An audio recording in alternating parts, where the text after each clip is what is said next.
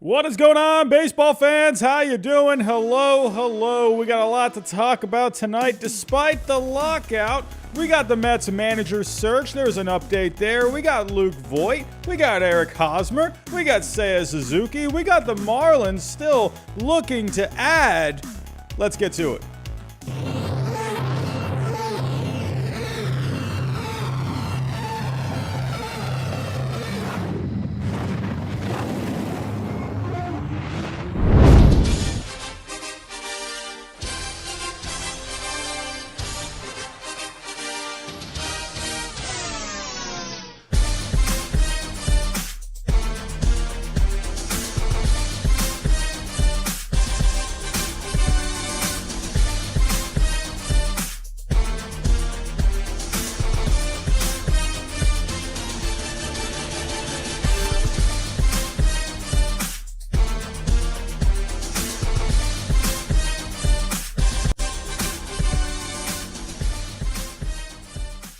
And what is going on, baseball fans? Hello, hello, hello. 44 people in the chat. What's going on, everyone? How are you all doing? Hope you all had a good weekend. You know, I'm into beanies now. I'm feeling it. I feel like it's a vibe. You know, I don't use that word very often, but I feel pretty good wearing this beanie. I'm not gonna lie. I've been wearing the backwards hats for so long, but there's something about a beanie that is just quite comforting to my head. So, hey, I figured I wore it the other night, and I was like, wow, these are comfy. But hey, what's going on, everyone? How are we doing? I'm seeing a lot of familiar faces in the chat. Lionheart70, hello. Simply Fog, Evil, Otto, Nicholas, what's going on? One of our moderators is here. Jacob Sommer, hello. Caden, what's going on? Great Lover of Music 1, hello. What is going on? Chris is here. Icy Panda, what's going on? Hope Geiger, hello. What's going on? Everyone, again, hope you all had a good weekend. Welcome back for another show. We got, actually, despite this lockout, we're just trying to push on through. And there actually, I didn't include this in the title or the description or anything, but maybe there's a sign of hope. This lockout is going to be coming to an end soon. I have something for you. It's probably nothing, but why not? We got to have some kind of hope, right? I might have maybe a sign that it could be coming to an end rather soon. We'll go take a look at that. I'm seeing some more people coming on in. Nelson, what's going on? Derek, hello. Raymond, hello. What's going on? Logan, what's going on, my friend? How you doing? Abraham, hello. But everyone, so like I said, we got a few things to talk about. Also, if you missed it, on Saturday, I usually don't upload on the weekends, but I uploaded my first ever Classic Team Rewind this past Saturday. I talked about the 2016 Chicago Cubs, and hey, I enjoyed doing it. So hey, if you missed it, go give it a watch later. I think it's about 8 minutes long. I talked about what I would like to do with these Classic Team Rewinds is to talk about them in under 10 minutes. I know you guys and girls got things to do. You busy. So keep it under 10 minutes, but talk about a historic team in the process. So if you did miss it, go check it out if you can. But if you are new, hit that subscribe button for me. We're trying to get to 20K by opening day. Hit that like button for me. That's going to get this out there for all the baseball fans that are feeling rather lonely during this lockout. Hit the bell notification so you get notified of all my streams and uploads. And also, but speaking of uploads, I have quite a few uploads for you all this week. I've been grinding on creating some videos. I got the Detroit Tigers MLB The Show rebuild coming up probably tomorrow.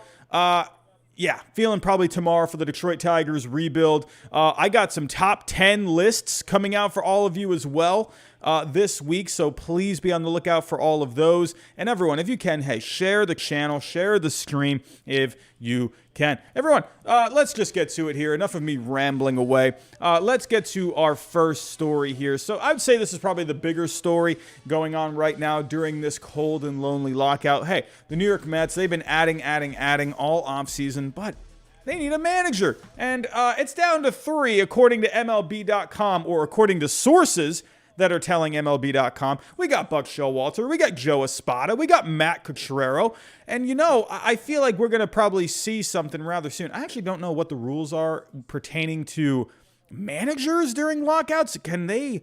I guess that they can't sign those guys officially, but I don't know. I guess they can still interview guys, or does that have to do with the players? I don't even know. But everyone, let's get this music started. Let's get this show on the road. Also, before I actually do get to the Mets manager search, let's actually share this little bit of news. Justin Verlander's deal is official with the Houston Astros.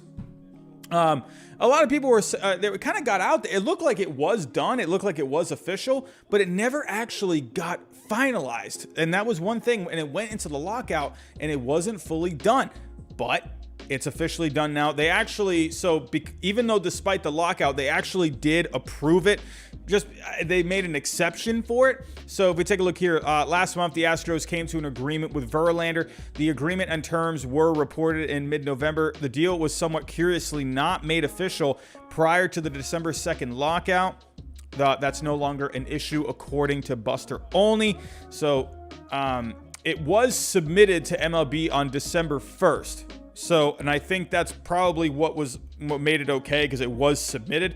So they made an exception and they just approved it. So good for the Houston Astros. Honestly, I think for the Houston Astros, I think they're still looking very strong for next year. I really like the way the rotation looks. If Justin Verlander is healthy, I really like this rotation. I like the way it looks, and Lance McCullers Jr. as well. Hey, it's a good-looking rotation on paper. You don't know how it's going to perform when it comes to the season. If everyone stays healthy, it's a very good-looking rotation. And this Astros team, even without Carlos Correa, if he goes elsewhere, still a pretty good-looking lineup, if you ask me.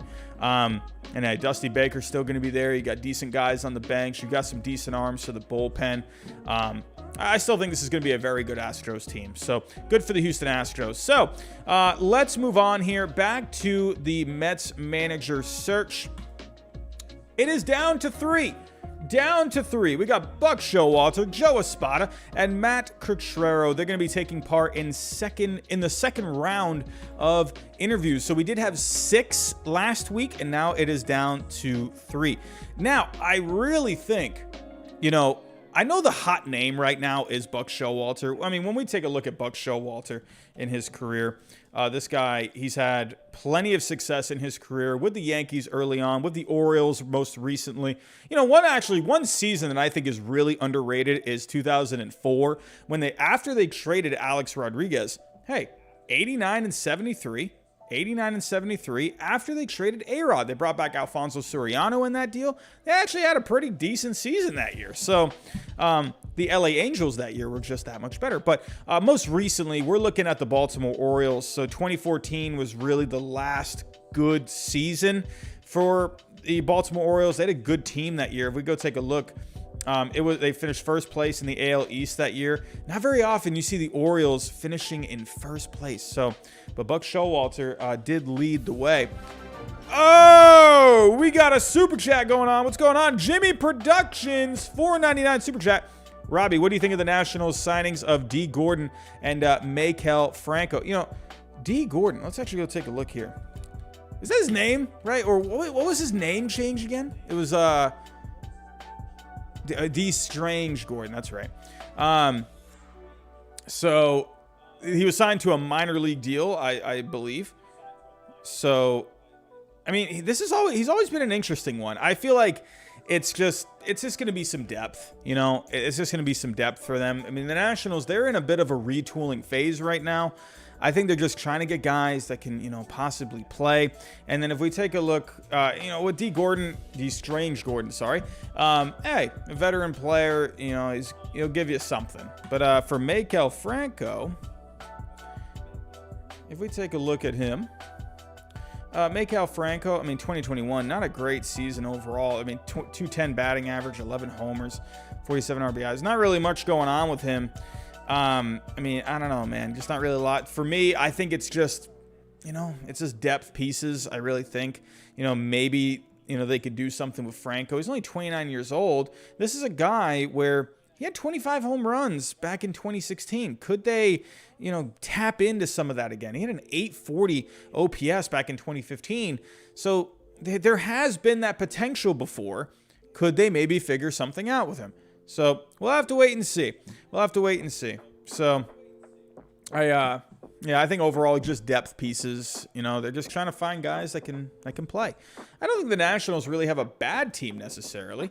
They definitely need pieces. The lineup itself, you do got some thump. You do got a guy named Juan Soto. He's pretty good last time I checked. And you got Josh Bell, had a pretty good year last year.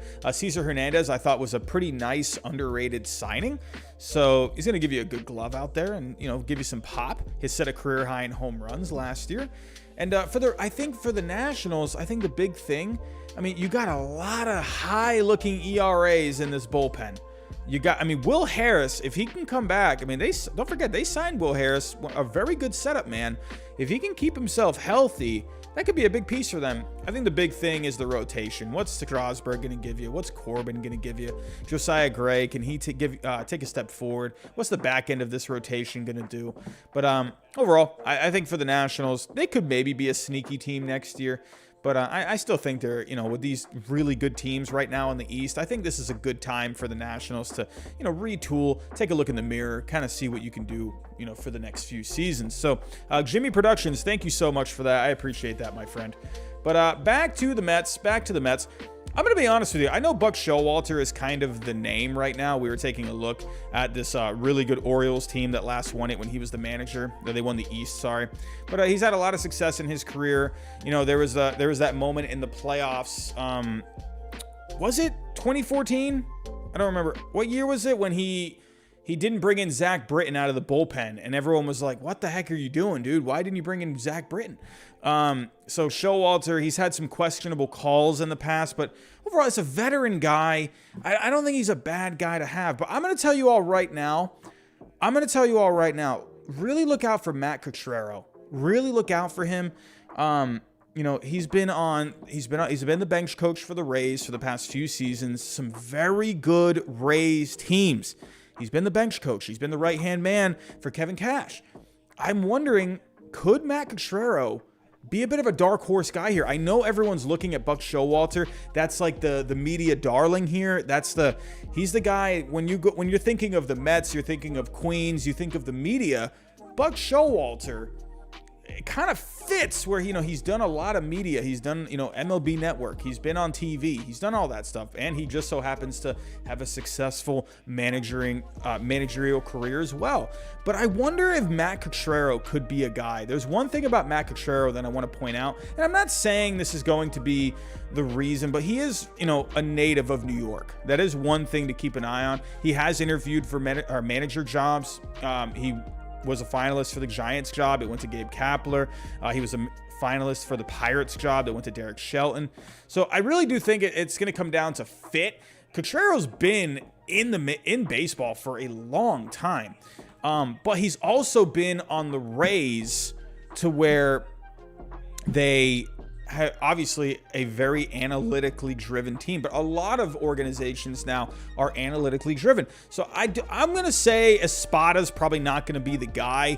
Actually, Espada is someone that's had a lot of interviews for manager jobs. He interviewed for the Angels, the Rangers, also interviewed for the Giants, the Cubs as well. I wonder I don't know. I feel like Espada's kind of the outsider here. In my personal opinion, I feel like it's going to come down to Buck Showalter and Quatrero. I think it comes down to, what do the Mets want to do here? Do they want to go for that guy that is a proven guy with the media who's had success, a veteran guy, or do they want to go towards that analytically kind of driven mindset? If I were to make a bet, if I were to put money down, I'd probably go Showalter at this point. But I just wonder, what do the Mets want to do here? And I also think it comes down to which guy is going to lead the clubhouse. Which guy is going to be a voice that these players are going to listen to? I feel like Quatrero is a guy that he's had a lot of respect with Tampa Bay. And obviously, Tampa Bay, we're in a World Series in 2020. We're just in the playoffs this past year. You know, playoffs back in 2019. He's a successful bench coach. He's been on winning teams in the last few years. So will the Mets feel like he is a guy that the players will listen to? I mean, that seemed to be kind of a thing last year with Luis Rojas. It looked like he kind of lost the team. Could Quatrero have enough of be enough of an authority figure to where those players will buy into what he wants to do? Or are they going to buy into Showalter? I'm going to be honest. I have a little bit. Jack, I see you in the chat. You're asking if Mike Schilt would sign with the Mets. Actually, today it was just announced that he accepted a job with the Major League Baseball front offices. So Mike Schilt is no longer on the market. So there you go. But Showalter, you know what it kind of reminds me of? It's not the same. It's definitely not the same. Kind of reminds me of Bobby Valentine in a way. I loved me some Bobby Valentine back in 2012. Love that. I'm kidding. I did not. I still love Bobby Valentine when he, at the end of that season, the last thing you saw of Bobby Valentine as the Red Sox manager, he hops on his bike and he just rides off. The media is like chasing him on foot and he rides off into the sunset. I always love that. It's like, go look that up. It's a video. It's so funny. But I kind of wonder, like Buck Showalter, I feel like Bobby Valentine, that was another decision that was made where they felt like he had the name value. He felt like the players would listen to him. And then it ended up just being a dumpster fire. It was bad. It was bad all the way around. Dustin Pedroia and him did not see eye to eye. Him and Kevin Youkilis, that was his last year with the Red Sox. Just everything was falling apart for the Red Sox that year. They were already falling apart going back to 2011, but I just wonder, is this Buck Showalter move, does it have shades of that Bobby Valentine kind of move back in 2012? I wonder about that a little bit. Don't just bring in a guy because of the success that he's had. Bobby Valentine had success as well, and look how that ended up. I think you want to go with the guy that is going to lead you to the most wins, obviously. That's what you want to do. But in today's game, who is going to be the better fit? Is it going to be Buck Showalter? Is it going to be Matt Quatrero? I mean, hey, the White Sox brought in, Tony La Russa. So it's not necessarily, but also Tony La Russa had been working in front offices. So, which route are you going to go? So at the end of the day, baseball is a different game. It's not like Buck Showalter was managing years and years ago. It was just back in, what was the last year? 2018? 2018. So it's not like he's really far removed from the game. So, I don't know. If I were to put money down on this, I'd probably go Showalter. But I wouldn't be surprised to see Quatrero get this job. I feel like you're probably going to see Showalter. That's just my opinion. That's what I think. Tell me what you think down below in the comments. Who do you think is going to be the manager for the Mets? Do you think it's going to be Showalter? Do you think it's going to be Quatrero? Do you think it's going to be Espada?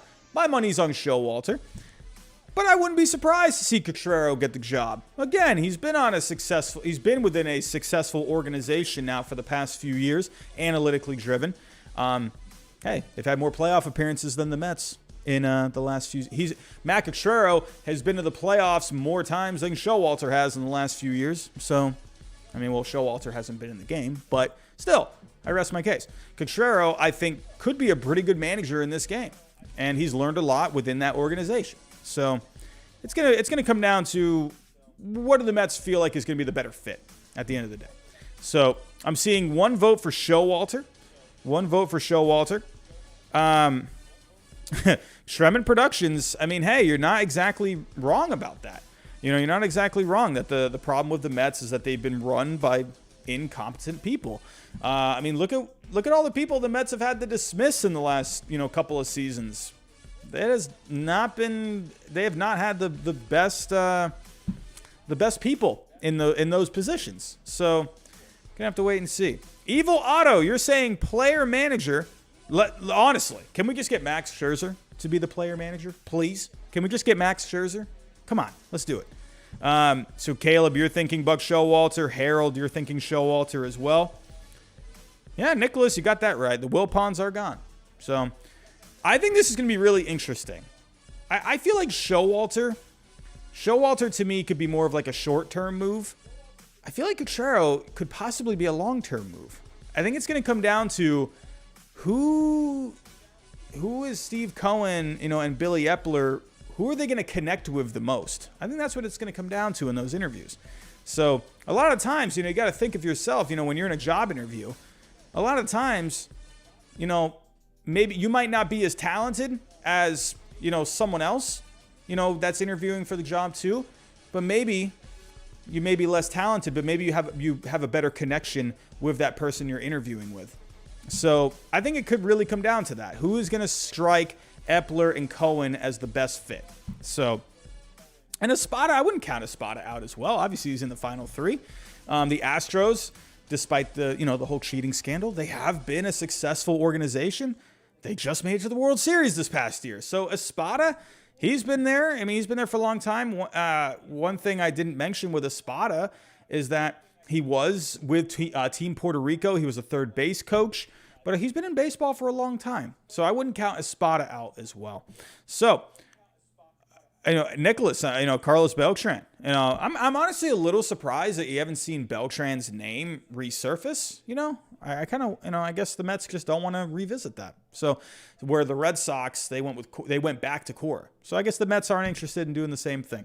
Alrighty, so let's move on to our next story here. Hey, we are in a lockout. It's cold times right now. It's lonely out there in the free agent market, but we're still hearing rumblings of what teams are wanting to do. And hey, the Marlins, or no, I'm not there yet. The Texas Rangers, they are still interested in Seya Suzuki. I think this is interesting because they just brought in a couple of big bats, a couple of decent guys. Not sure if you've heard of them, Corey Seager, Marcus Semien. I mean, they're pretty good if you ask me.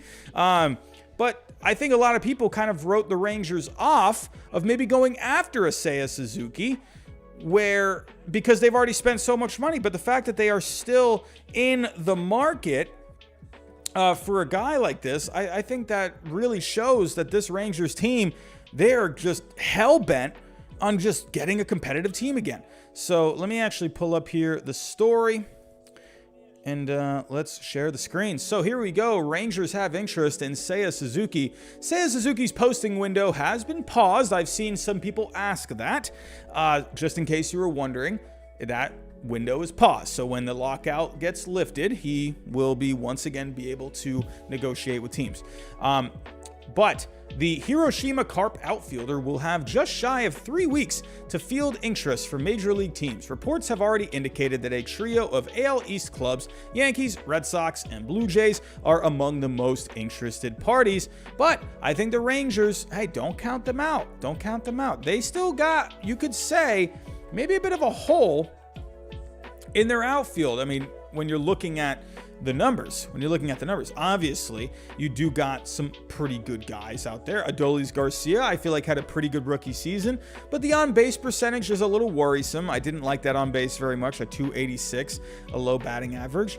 When you take a look at left field, you got Nick Solak out there, and then for right field, they did also add Cole Calhoun, to where, they had him a part of the press conference. I feel like Cole Calhoun, that's going to be a bigger part of their team. He's had some injuries that he's been dealing with. So if you take a look at his numbers, he just hasn't really been able to really get it going in the last couple of years. With Arizona in 2020, he actually had a pretty good season.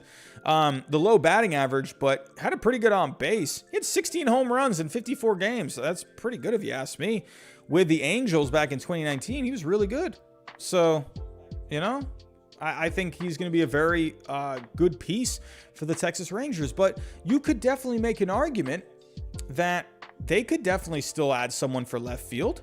I don't see why you couldn't. Seya Suzuki, I feel like that would be a nice upgrade in left field for them. I think that would be great. And if we take a look at the Fangraphs projections for Seya Suzuki, they're projecting him. Again, you don't really know what you're going to get, but based off of his offensive profile in Japan, where, that's a pretty good league over there. There's some talented guys over there in those leagues.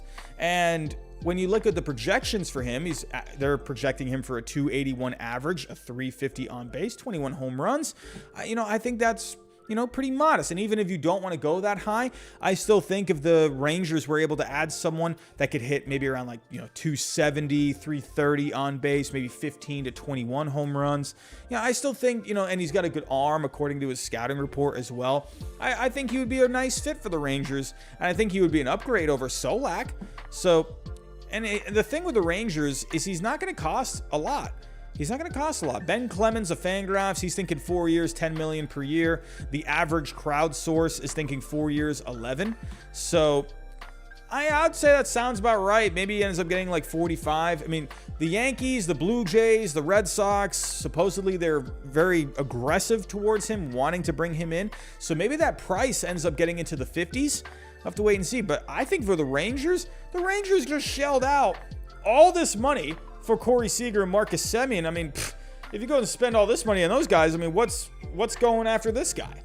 Why not? So, and he's only 27 years old, so it's not like it's it's not like it's a complete, a total risk. I think for him, bring him in for a few years, and I think he can end up being a pretty decent player for you. So, in Japan, if we look here, last season, all right, hold on. It says here, posting a 316, 350, 316 average, a 415 on base, 572 slugging career line. He had a 2020 season in 2019, and he had a career high in home runs of 38 last season. So I really I like watching his highlights. He's just got a quick bat. He's got quick hands. I really like that. Yeah, got a good arm out there too. So I think he could be a really good player for the Texas Rangers. Let me know what you think down below in the comments. Do you think the Rangers are going to go hard after him? Do you think he ends up signing with the Rangers? Do you think he ends up going to the Yankees, the Red Sox, the Blue Jays? Let me know what you think down below. I would not count the Rangers out. They've been linked to him this entire offseason. So I think it's a real possibility that the Rangers could go hard after him. So let me know what you think down below in the comments. But I have another team that I think you should not count out of Seya Suzuki. And this is a team where they are supposedly still looking for help in the outfield, and that's the Miami Marlins. And there are supposedly 3 players on their radar. If we take a look here, they're still looking at maybe Nick Castellanos, Kyle Schwarber, Eddie Rosario. Let's go take a look here at what the story is. Let's take a look here. So here we go. Latest on the Marlins outfield. The Marlins headed into the offseason looking for at least one outfield upgrade, and they were able to get Aviseo Garcia. I thought that was a pretty nice signing. 4 years, $53 million. They're still hoping to add at least one more outfielder when the lockout lifts, according to Jordan McPherson of the Miami Herald. I think it's interesting. They have been linked to Kyle Schwarber a little bit. Nick Castellanos, I honestly think that he would be, I don't know what's going on with the universal DH. I don't know what's going on with that. It seems like that's going to happen. Even if it doesn't happen, honestly, I would be willing to accept the defense. For the Miami Marlins, you have to remember, they were one of the worst teams offensively last year. They ranked 28th in offense last year. They need offense, simply put. They need offense. Nick Castellanos, this is one of the best offensive players in the game last year. Take a look at what this guy did last year. 531 at-bats, 34 homers, a 309 batting average, 100 RBIs, hit a 362 on base, a 939 OPS overall. I think Nick Castellanos would be phenomenal for this team. Absolutely. Let's go take a look at what the Marlins are looking like right now. Let's pull up the Marlins. Hey, the Marlins, man, they got some pitching, get some bats. I think this Marlins team could be pretty underrated. This lineup actually has some pretty good young pieces. I feel like maybe they could use a left-handed bat. So Kyle Schwarber, I think, could be really interesting. But they got some thump in this lineup, especially adding an Aviseo Garcia. I think that was a really good move for them. But man, if they could add a guy the caliber of a Nick Castellanos, where he's going to give you batting average, on base, and slugging. With Kyle Schwarber, he had a really good year last year. The health was a bit of an issue. But for Kyle Schwarber, he's always been when you look at the numbers year to year, he's always been a really good on-base guy. But the batting averages have never been too high. With the Red Sox, I mean, when you're taking a look at, his time with all the teams, his average with the Red Sox was a career high at 291 with the Red Sox. So, I don't know. Is he going to stay around that? Maybe like a 280 to a 300 hitter? I feel like with Castellanos, he's proven himself over the last few years to, have a high batting average, have a high on-base percentage, have a good slugging percentage. I would want Nick Castellanos, to be completely honest with you. However, I would not rule out either. I don't think it's going to happen. I don't think so, because I think the Diamondbacks, they're going to be a team that's going to look to be competitive. But Ketel Marte, I think, would be awesome for the Miami Marlins. I mean, the health is a bit of an issue. He seems to not really want to stay healthy. I don't know what you got to do, Ketel Marte. You got to do some yoga. I don't know what it is you got to do, but you got to stay healthy, my friend. But when you are healthy, an electric player. Absolutely. I love me some Ketel Marte, switch hitter as well. I think he would be awesome for the Marlins. I would love that. But for me, if I'm going after one of these guys, I think Eddie Rosario, before I move on, Eddie Rosario, I think that actually could be realistic for them. He just was playing in the National League East with the Atlanta Braves. So, he's got that bit of a connection there. I don't know if you call that a connection or not. But with Rosario, he's definitely going to be cheaper. He's not going to cost as much as a Castellanos or a Schwarber. And I think that's going to be a big thing with the Marlins. I mean, they have not been willing to spend money over the... Well, actually, no, I take that back. They have spent money in the past. They just haven't spent it very well. And they've just been known for all the fire sales and everything like that. But I think Eddie Rosario, for what they've been trying to do in the last few years, they've been pretty modest with how they're spending their money. I think Rosario fits, based off of their nature in the last couple of years financially. So I think all of these guys are a real possibility. I think I think Castellanos is the one that's worth the squeeze. Kyle Schwarber, I think, would be interesting, but I would want more of a sure thing. I do like Kyle Schwarber. I do.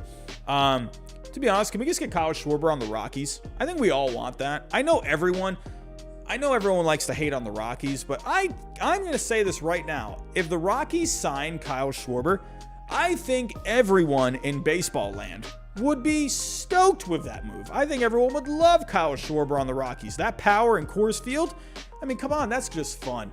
Castellanos, get this guy on the Marlins. I would love it.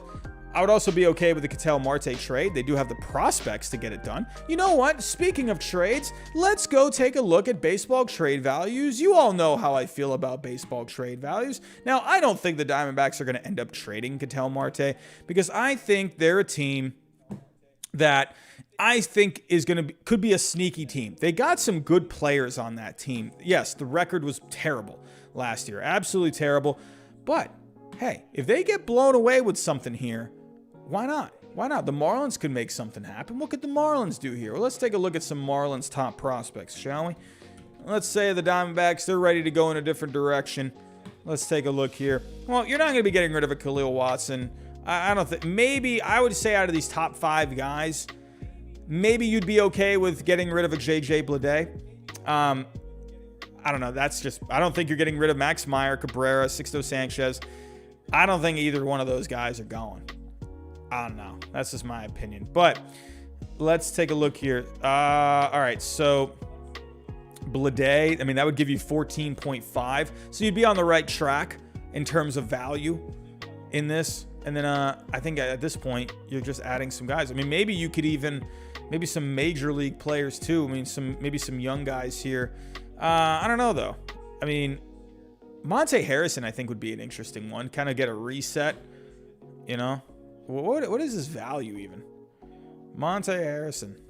He hasn't really been able to get it going with the Marlins. Maybe he can get a fresh start with the Diamondbacks. Harrison, yeah, as you can see here, a low value, 0.8. But why not? Let's just throw him in here for giggles. And I would think with Ketel Marte, he seems like one of those players, to me at least, where I think he's like a 4-for-1 trade, maybe even a 5-for-1. That seems to make sense in my head. Again, I'm just kind of spitballing here. I'm not really, thinking this is going to happen, but we're just putting something together. I don't know. Maybe if you throw in a couple more guys, I don't know, maybe like a Burdick. Burdick is number 14 here. And maybe, I don't know, like a Jake Eater or something like that. Eater. I don't know, though. You're actually, according to the values on here, I don't know, this doesn't get it done. Actually, if you validated it, actually, baseball trade values is approving it. A moderate overpay. But, I don't know. I think it would take more than this. I don't think Ketel Marte is going to get traded. That's just what I think personally. But, let me know. What do you think down below in the comments? What do you think? Who do you think the Marlins should go get? If you were the Marlins general manager and you had one outfielder to pick from, who would you pick? Would you go get Nick Castellanos? Would you go get Kyle Schwarber? Would you go get Eddie Rosario? Would you go get Seya Suzuki? I think Seya Suzuki could be an option for the Marlins. Why not? I don't see why not. Seya Suzuki would be great. He'd be fantastic. I think he would be awesome for the Marlins. So, who would you all pick? If you were running the Miami Marlins, who would you pick? I'm seeing Josh saying Castellanos. Who else? What do we got here? Let me know in the comments, everyone. Let me know in the chat. If you were the Marlins, who are you going to add? Harold, you're thinking Castellanos. Ooh, Chris says Suzuki. I like it. Raymond, you're thinking Castellanos. Hey, John Sullivan. Hey, Eddie Rosario. One advantage of Eddie Rosario, he would be cheaper than these guys, and then you can use that money elsewhere if you have that money. Dad Cheesy Cactus, he says Schwaba. John Sullivan. Hey, John Sullivan says Soler. Jorge Soler. He's still out there. I predicted him to go to the Marlins. I don't know, though, with Aviseo Garcia. I guess you could still have Soler. Eddie Rosario says Robert. Cameron, you're thinking Castellanos. Lionheart, you're saying Suzuki. Hey, Jacob Sommer. I mean, Chris Bryant. I mean, if the Marlins want to go for that much money, he's going to cost you a pretty penny. But I think it would be Chris Bryant would be a good fit anywhere just because of his versatility. Harold, you're thinking Suzuki to the Rangers or the Royals. RG, you're saying Marlins need to stick in rebuilding. You can't compete with the Braves and the Mets monster pitching. Hey, I'm going to say this right now. The one thing, I know everyone is very high on the Mets right now because you got a Max Scherzer, you got Jacob deGrom, but the Mets right now, they are lacking depth. They're lacking depth, and that is a big thing. That happened to them last year. They had no depth. They had injuries, and then, I know you're a little better, obviously, with the Max Scherzer. Or you're a lot better with the Max Scherzer, but that's one thing to keep an eye out for with the Mets, the depth, the organizational depth. But they do have guys that are way more flexible now with versatility, so that is really going to help them. I'm a little worried about the pitching. I think if they could add some more starting pitching, some depth guys, I think that's really going to help. Alrighty, let's move on to our next story, everyone. Our next story, let's get into a couple of some rumored trades that were rumored in the past, but that could tell us something maybe for the future. I think with this one, I think it's already happened with Luke Voit. The Brewers, according to reports, were wanting Luke Voit, or they were at least rather interested. Let's go take a look at this story. I think it's funny enough that the Brewers, they ended up getting Hunter Renfroe, and I think that shows they wanted a right-handed power bat. So I think we can pretty much end, any speculation of the Brewers maybe going after Luke Voit. I don't think this is something that's going to happen again. Because like I said, they got Hunter Renfroe. That's their right-handed power bat. And they have Rowdy Tellez for first base. But I think what this does show is that the Yankees, they're listening to offers for Voit. They are taking phone calls for him. So I think we end up seeing Luke Voit get moved. I don't know where. If we were to take a look here at the projections for first base next year, who's a team that could use a first baseman? Well, as of right now, the Twins are projected terribly for first base, but you still got Alex Kirilloff there. So what do they end up doing with him? Does he play first? Does he stay in the outfield? I mean, you got Sano there, but I don't know. I don't know. Cleveland could be interesting. I mean, you got Bobby Bradley. He got a lot of plate appearances last year, and he just did not get anything done. I think Voit is someone, he's attainable for them. I don't see what the problem there could be. They have prospects. The Braves, I mean, I know Braves fans, I know you want Freeman. I don't know. I mean, if they don't end up getting Freeman back and they don't end up getting a good replacement, via, like an Anthony Rizzo or something, I guess you could go after Luke Voit if you really wanted to. I'd probably not if I were to imagine. I mean, I'll be honest with you. I think the Diamondbacks, they really need to upgrade at first. They need to do something. Christian Walker, whether if it's him that gets better or another option, I think honestly, they need a new first baseman. They need, or maybe not a new first baseman. They need more production at first base. Christian Walker's got a good glove. The Red Sox, no. I mean, the Brewers, I think Rowdy Tellez ends up being the guy there. I like Rowdy Tellez. Padres, we'll talk about the Padres here in a second. Frank Schwindel, he had a good season last year. He had himself a good season. So I think you're fine there if you're the Cubs. The Mariners, probably not. Royals, probably not. Reds, probably not. Nationals, no. Rockies, no. Marlins, maybe. I don't know. I mean, you got Aguilar there. Orioles, no. Astros, no. Rangers, no. White Sox, no. I mean, here's the other thing. The designated hitter. I mean, I hate that I just wish that they would announce it. Announce the universal DH. It's going to happen. I just wish they would have already just announced this. Like, I feel like it's going to happen. I think with the Yankees, here's the thing. Voit he's still their first baseman projection-wise. He is their first baseman right now. I feel like, personally, the guy's been hurt. I don't know. I'm wondering if him being in the field is a good option for him. He can't stay on the field. 2020, he was really good. I think for the Yankees, to me, it feels like they would prefer a left-handed bat. They've been in on Freddie Freeman. They were in on Matt Olson. They're still connected with Anthony Rizzo. I think Anthony Rizzo is the fallback option. Rizzo at this point is basically waiting for the market to just kind of get going. Rizzo is just waiting for all of these other guys to sign. To me, I think the Yankees should bring back Rizzo. Voit, I think, is better as a DH. And I think with the Yankees, they're basically taking their time. There's no rush, because if they do announce the universal DH, teams are going to pick up the phone for Luke Voit. Absolutely.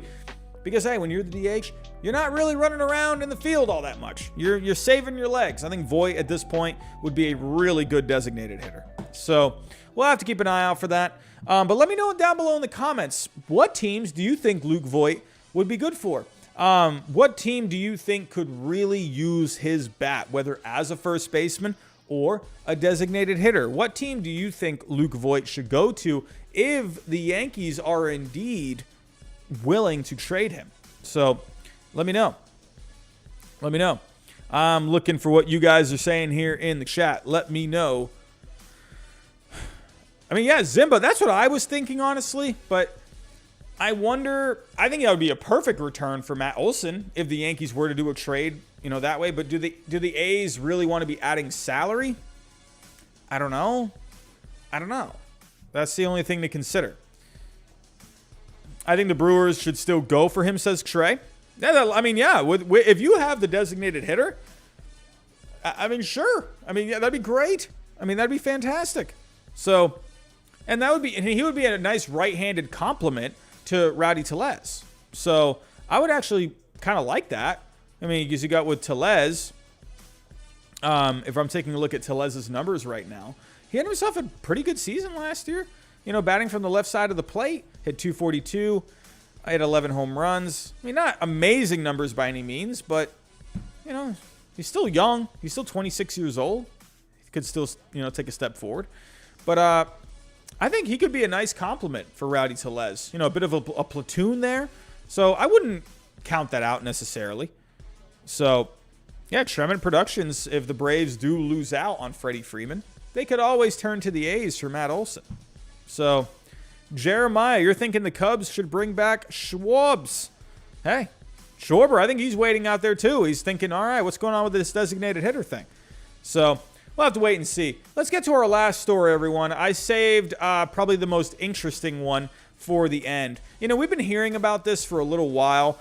In my opinion, I don't want to say this right now, but this is what, as of right now, if it keeps going this way, the Eric Hosmer Padres contract could end up being one of the worst of all time. I will actually be dropping a video on that. It's a top 10 worst contracts in Major League Baseball history. Look out for that this week. I will be posting that. But Eric Hosmer and the Cubs and the Padres, they were talking Eric Hosmer at one point. And there's no surprise. I think with the Cubs, they're looking at any way they can to try and add some prospects. They're trying to retool. And I think with Eric Hosmer, he kind of makes some sense for the Cubs. Because I think with the Cubs, they don't want to rebuild. They want to retool. And I think if you're adding someone like an Eric Hosmer, I think, you're still able to keep the talent, but you're also able to add some prospects as well. And let me explain to you what I mean. With Eric Hosmer, he has an incredibly low negative value. Right now, he's at negative 50.7. That's very low. That's very bad. That means that his performance is way lower than what his contract is worth. So basically, think of when you buy a new car. You get the new car, it's shiny, with a player, you can get the press conference, the new jersey, the pictures, their value just goes down, right? But with Eric Hosmer, it went down even more because he just hasn't played well. So Eric Hosmer actually is not too expensive. When you're looking at Eric Hosmer's contract, it's really not like the worst contract. It's 8 years, $144 million. Compared to what these guys are getting today, it's not bad. It's not like the worst contract, but the reason it's a bad contract is because he has not even come close to the value of that contract. To show you what I mean, go back to 2017 with the Kansas City Royals. He had the performance that he put onto the field. His performance was worth $32.4 million. If we go back to 2017, that year, he hit .318, a .385 on base. He had 25 homers, 94 RBIs. He was awesome in 2017. That's why he got a big contract. I mean, not just that, but he had good years with the Kansas City Royals, won a World Series with them. But since he's come over to the Padres, he's just been a dumpster fire. If you take a look here, and there's reports supposedly that he hasn't been good in the clubhouse. I don't know. But Kansas City, 2017, he was worth $32.4 million. But every year, he was worth -$1 million in 2018, -$2 million in 2019. In 2020, he actually got off to a really good start, but then he got COVID, and then he came back, and he just never got himself going. He was worth $7.5 million, but he was actually on track to have a good season. Unfortunately, the guy's luck is just, it's in shambles. And then 2021, he was neither good nor bad. According to his value on Fangraphs, he was just $0. So, I mean, I guess you call that bad, but he has not lived up to that contract at all. The one thing that makes him kind of intriguing is after this year, he is getting paid $21 million this year, but after that, he does have an opt-out after 2022. So he could opt out because he is only going to be making $13 million for the next 3 years. But based off of how he plays this year, he might want to opt back into that contract because $13 million guaranteed for the next 3 years, that's going to be interesting. If he has another bad season, of course he's going to opt back into that contract because he's not going to get anything more than that on the market. As of right now, teams would not give him $13 million. That is a definite. That he is not worth $13 million right now. As of right now, according to baseball trade values, he's worth -$50 million. When you look at the value on Fangraphs, that takes everything into account: his performance, his age, his future projections, his health. It takes in all those factors. So as of right now, according to BTV, he's worth -$50. So what would a trade look like right now? Okay, well, so supposedly, when we go back to this report here, it says here, the Padres and Cubs were in talks last summer about a trade that would have sent first baseman Eric Hosmer and a highly regarded prospect to Chicago. The return on the Cubs' end wasn't mentioned, yet it likely could have been pretty minimal. A low-level prospect or a player to be named later, since the chief goal of the trade for San Diego would have been to get Hosmer's contract off the books. However, since Anthony Rizzo also reportedly on the Padres trade radar, it is possible the two teams might have been discussing a swap of first baseman. Very interesting. So, could they revisit these trades? We have seen this before. We have seen teams where they're talking a trade at the trade deadline, and they come back to it in the offseason. So could the Cubs and the Padres still come together? Well, for the Padres, you're looking to unload some of this salary. If I take a look at the San Diego Padres current payroll, or their estimated payroll for 2022, right now they're sitting at $214 million, almost $215 million. That is over the luxury tax limit. So at that point, you're having to shell out fines. You're having to give up positioning in the draft, international draft money, stuff like that. So there is incentive to be under, there's a lot of incentive to be under that luxury tax line. And the Padres, you know, they are trying to win, obviously, but they are trying to not have to break the bank. I mean, look what the Dodgers did last year. The Dodgers had an astronomical payroll, and look what ended up happening. They didn't even make it to the World Series. They had injuries. So for the Padres, they're trying to get Hosmer off of the books because, first off, that will get them under that luxury tax line, but that will also give them flexibility to be able to add some other pieces while being able to stay under that line. So it makes sense to try and get rid of him. So, however, while it makes sense, it's going to be extremely hard. Now, you could look at it as, does it make sense for them to get rid of him? Because you're also going to have to get rid of a prospect, most likely, in this scenario. Now, if I'm looking at their top prospects, I don't think they get rid of a CJ Abrams in this kind of a trade. That's their top guy. I don't see that. Hassel seems to be the guy that makes the most sense. He's very young. He is far away. But this guy has a really good future ahead of him. Hassel, I feel like, has been mentioned in reports before as the guy. You could also do Campusano. That's also possible. When we're taking a look at the Cubs' top prospects, I would think probably not Campusano because they do have Miguel Amaya. So I wonder if that's a guy that they really want to bring in. So I would think Hassel maybe seems to be the one that makes the most sense because he is far away. And, you know, and the Cubs don't need a catcher. And I don't think the Padres are going to be getting rid of CJ Abrams. So I don't see that. But I would say Hassel. In this case, right now, the Padres, if they're not having to give up any more prospects, they're going to have to make up the difference in terms of cash. So right now, you're still looking at negative 18.50. So in this scenario, you're probably looking at, let's say, 20 million. Just, I don't know, we'll pay 20 million of his contract. So for Hosmer, if he was to opt, I would also wonder, if the Cubs would want him to opt in. I don't know. I don't know how that would work, but if he were to opt in, that's 21 million this year. And then next year is 13. So that's 34. And then it would be 47. And then it would be 60. So 60 million if he opts back in. 21 million. So I wonder if the Padres, they just pay his salary for this year. Or they pay a bulk of it, right? So they just say, all right, just we'll pay his salary this year. Just, or I don't know, half of it or something like that. 15 million. I don't know. But the opt-out thing is tricky because you don't know what he's going to do.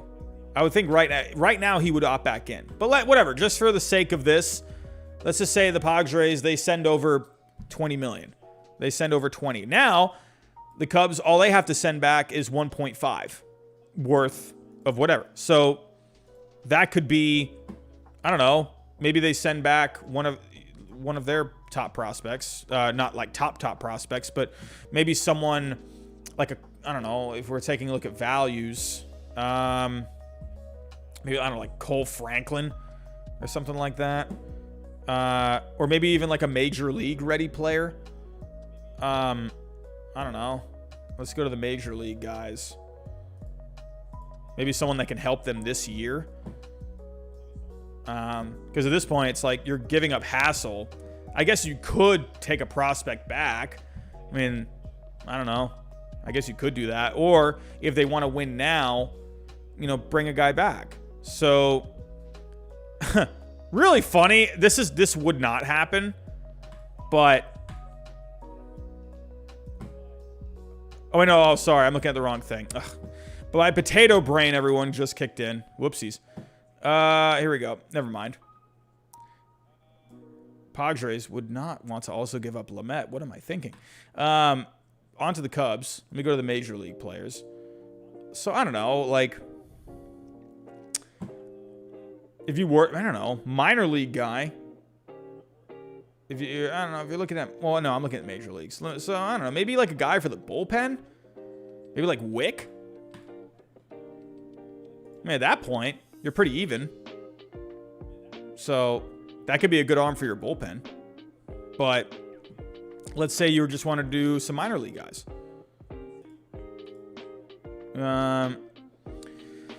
Let's take a look here. So like I mentioned Franklin. He was your number 10 guy. Or actually, is that the same Franklin? No, this is the picture. Where is he? Is this is that a typo? I feel like that might be a typo. Oh no, here we go. So funny enough, Franklin, the number 10 guy, he is a number 10 prospect, but he's a 0.7. So I don't know if these are updated or not, but I don't know. I'm just going off of this. I mean, in this case, but Franklin, that'd be a number 10 guy, and then maybe, I don't know, someone else. Like, I mean, could you send back Schwindel? Maybe you could send back Schwindel. What would that cost you? I mean, since you're bringing Hosmer in, you can just send Schwindel back. I mean, that could work. If you do take off Franklin.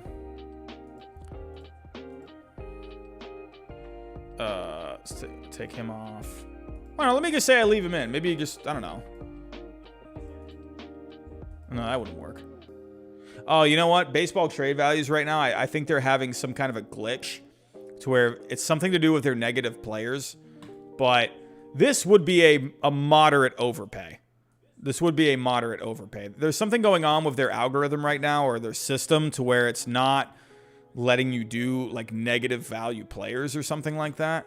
So, but something like this, I feel like would work. So, oh, am I mispronouncing it? It's not Schwindel? Schwindel?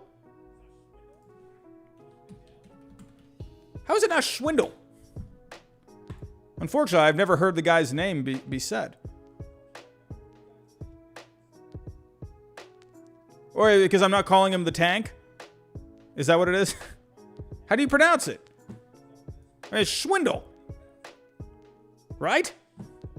Someone let me know. Schwindy?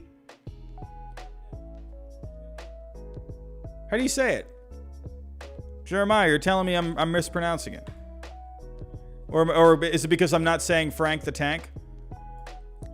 Svindle? Oh, Svindle. Oh, okay. Okay. I see it. Or Schwindel. I don't even know. Whatever. That looks like that's Schwindel. I don't know. I'm going by how I learned phonics when I was young. Whatever. But either way, I don't know. If you were the Cubs, I would do this in a heartbeat. Absolutely, I would do this in a heartbeat. Absolutely.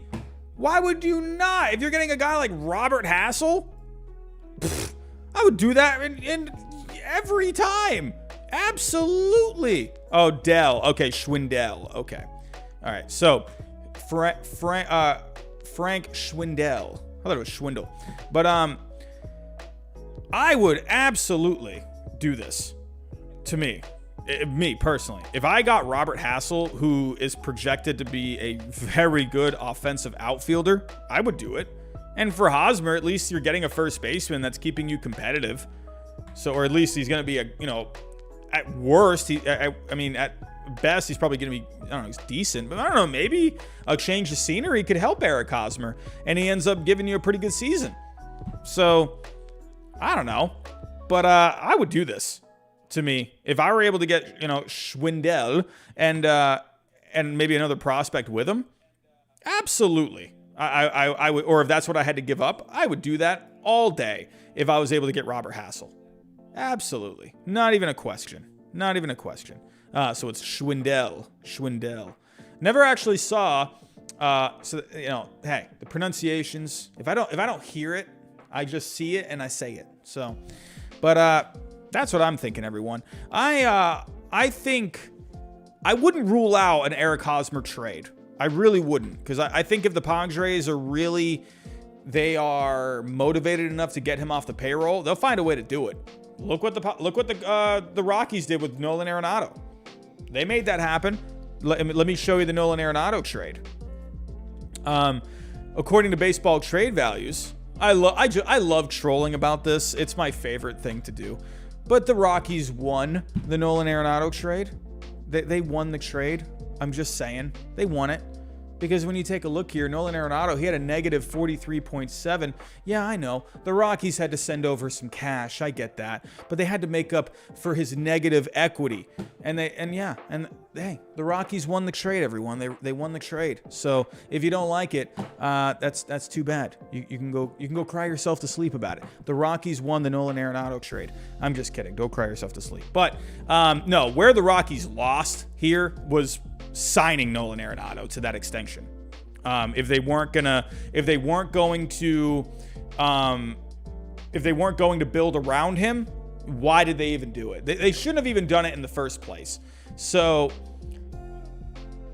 what they should have done was just trade him away, before it even got to that point. That's what they should have done. But the best thing they could have done at this point was do exactly what they did. This was the best thing they could have done.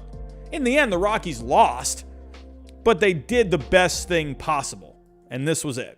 So they lost in the end, but at least they did the best possible thing. So that's what I'm thinking. But Eric Hosmer, to me, it's very similar to the Nolan Arenado trade. I don't think you're going to see a scenario where, because the Padres, the goal of it is to get under that luxury tax line.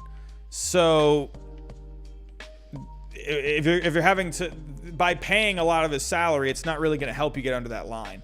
So, but yeah, that's pretty much it. Everyone, that is all I have. I'm actually going to get out of here. It's 9:11 right now.